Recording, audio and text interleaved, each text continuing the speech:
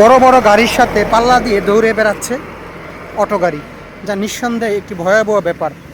আমি অটো চালকদের কোনো দোষ দেব না, আমি দেব যারা এই যে অটোগুলোর লাইসেন্স দিয়েছিল বাংলাদেশে বিগত দিনে, বিগত প্রায় 15-20 বছর যাবৎ এই অটো গাড়ি সয়লাভ হয়ে গিয়েছে বাংলাদেশে। প্রতিনিয়ত দুর্ঘটনা ঘটছে, যা আপনারা ইতিমধ্যে খবরের কাগজে মিডিয়াতে দেখে থাকেন যে অটো দুর্ঘটনায় মারা যাচ্ছে মানুষ। এদের না আছে কোনো লাইসেন্স, না আছে কোনো ড্রাইভিং প্রশিক্ষণ, না আছে কিছু। প্রতিনিয়ত দুর্ঘটনা হচ্ছেই, যেটা থামানোর কোনো ব্যবস্থা নেই। এটা আসলে খুবই দুঃখজনক। দেখতে পাচ্ছেন যেমনি ইচ্ছা তেমনি আসতেছে তারা, উল্টা পথে বাও পথে সর্বদিক থেকে হলো অবস্থা। মানে রাজত্ব পুরোপুরি এদের হাতে দখল, এমনটাই মনে হচ্ছে।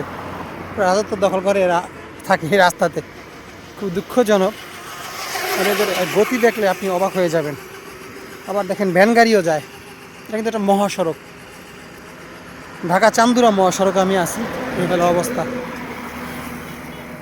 মহাসড়কে কবে বন্ধ হবে এই অটো চালানো, বা সরকার কি পারবে বন্ধ করতে, এটাই আসলে এটা দেখার বিষয়। আসলে বেকারত্ব সমস্যা বড় সমস্যা, এটাই মেইন কারণ হয়ে দাঁড়িয়েছে। আর এরা খুব বেপরোয়া, খুবই জঘন্যভাবে গাড়ি চালায়, যেটা আসলে খুবই দুঃখজনক।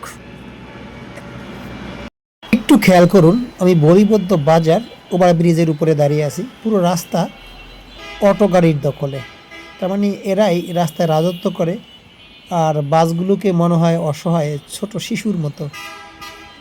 আসলে দুঃখজনক, এদেশে প্রতিনিয়ত দুর্ঘটনা হচ্ছে, যার 90% হচ্ছে এই অটো আর বাসের মুখোমুখি সংঘর্ষ। প্রতিদিন পেপারের হেডলাইন হচ্ছে, কিন্তু সরকারের পক্ষ থেকে কোনো ব্যবস্থা নেওয়া সম্ভব হচ্ছে না, কারণ বেকারত্ব একটা বড় সমস্যা। কিন্তু এই যে এত এত গাড়িকে লাইসেন্স দিয়েছে সরকার, তখন যদি এই চিন্তাগুলো মাথায় রাখতো যে এরা একসময় রাস্তার কাল হয়ে দাঁড়াবে, তাহলে এই পরিস্থিতি আমাদের বাংলাদেশে হতো না। যাই হোক, কিছু বলার নেই আমার।